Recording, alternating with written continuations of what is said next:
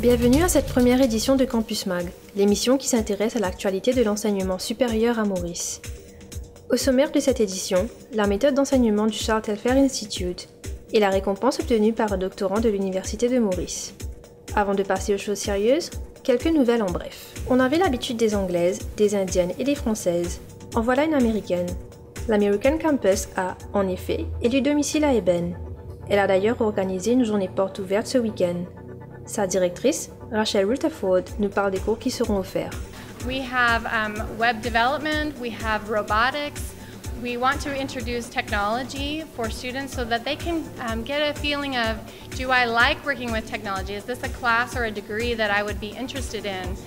As well as we have our agribusiness. A lot of people think of agribusiness as only farming, but really it's about technology, it's about food science, it's about how do we do exporting and importing of food and goods and giving those skill sets to our students, which is why we feel that that's a very valuable degree. And we're the first university to bring a 2-year associate degree program to Mauritius, and so you'll actually obtain a degree in 2 years, and then you can add to that degree like computer science or business management or finance or accounting. So students can actually start in September and start that 2-year program and then add what they decide that they want to add as far as what they're interested in. Des cours, la Middlesex University en offre depuis quelques années déjà. Cette semaine, 500 de ses étudiants, dont de nombreux étrangers, ont reçu leur diplôme. En déplacement à Maurice pour l'occasion, le Vice-Chancellor de l'Université britannique s'est réjoui de la qualité de l'enseignement dispensé à Maurice et de la construction presque terminée du nouveau campus local de l'Université African Flag.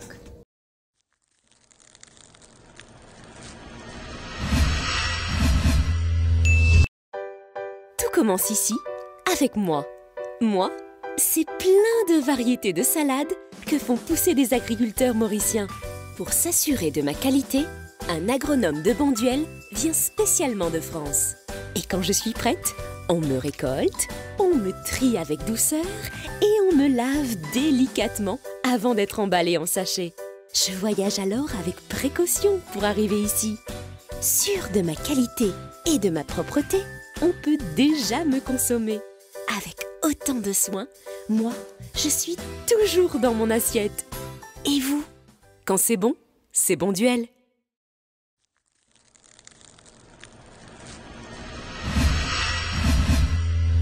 Pour cette première édition de Campus Mag, nous nous intéressons aux méthodes d'enseignement du Charles Telfair Institute qui délivre des diplômes dans une vingtaine de disciplines.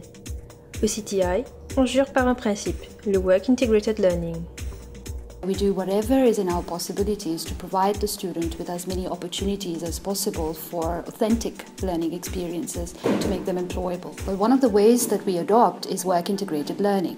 Now, examples of those would be the traditional internship, of course, but apart from that, we also offer our students opportunities to work directly with industry on real-life projects. We also do whatever is possible to include real experiences in the classroom as well, whether it's through guest lectures, whether it is through assessments that are with real-life clients, so with industry people. Cette approche, à en croire Caroline Rowe, est très pertinente pour les entreprises. Donc quand le Charles Telfair Institute nous a présenté le projet de Work Integrated Learning, on a tout de suite identifié les bénéfices mutuels qu'on pouvait retirer de ce type de projet. Donc on a identifié à Morillé 4 sujets sur lesquels on a proposé effectivement à ce qu'il y ait des groupes d'étudiants qui travaillent sur ces sujets-là, tels que du corporate image, des sujets sur la stratégie digitale, mais aussi le tournage d'un film ou encore l'organisation d'un événement pour l'entreprise. Pour Morillé, définitivement, c'est un souhait en fait de participer au développement des étudiants pour qu'ils soient d'autant plus préparés pour le marché du travail lorsqu'ils seront diplômés.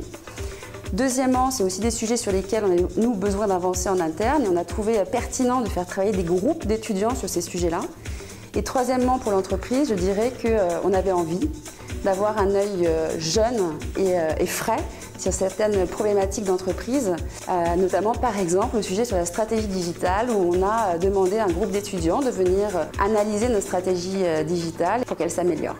Au niveau des étudiants, ce qu'on a identifié comme bénéfice, c'est tout d'abord, premièrement, qu'ils rentrent dans une relation avec le monde professionnel de type client-fournisseur. Deuxièmement, une montée en compétences, bien sûr, la mise en pratique de la théorie qu'ils ont pu acquérir à l'école. Troisièmement, Je dirais que pour l'étudiant, il y a aussi la partie présentation du projet où là, il doit déployer des compétences qu'il n'a peut-être pas l'habitude de déployer dans le monde universitaire.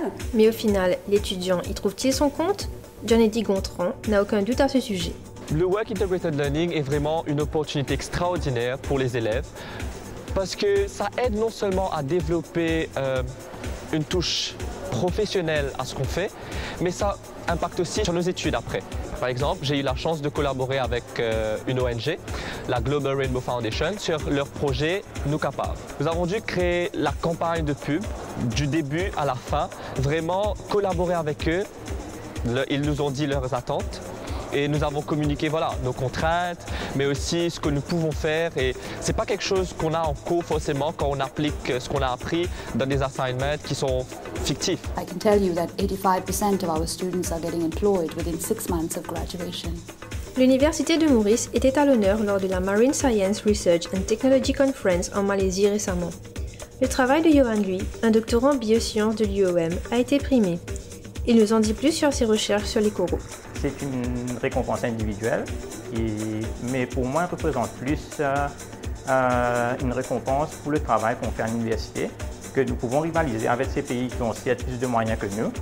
Et voilà, que l'île Maurice est présent dans la recherche et que nous avons un bon niveau et qu'elle est récompensée par la communauté scientifique au niveau international.